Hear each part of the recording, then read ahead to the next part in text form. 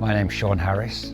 I'm a visual artist and I work mainly in animation. My work is very much concerned with our relationship with the natural world.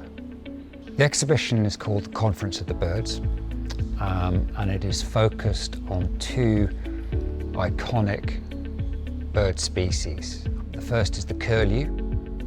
The curlew is what is known as a flagship species.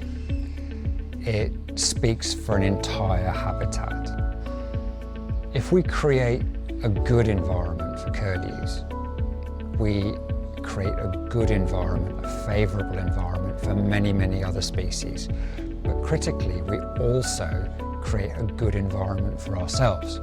If we have curlews, we can say that we have healthy places for which they're evolved. If we have boggy uplands, we don't get flash floods in cities because these bogs hold water. So when we have the curlew, if a city dweller visiting the hills where I live hears a curlew, then they should find a certain joy in that because it means that that habitat is doing something good for them.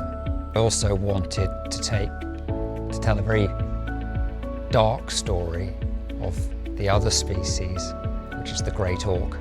The great auk, sadly, had what we might call an iconic death.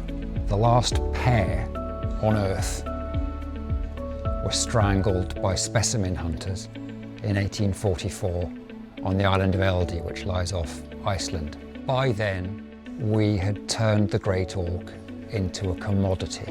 We knew that it was in trouble. 20 years earlier, wider society didn't understand the mechanism of extinction. But by the time the great auk was wiped out, we knew. So it became the first bird species in the Northern Hemisphere that we knowingly exterminated. We could have done something about it, but we chose not to.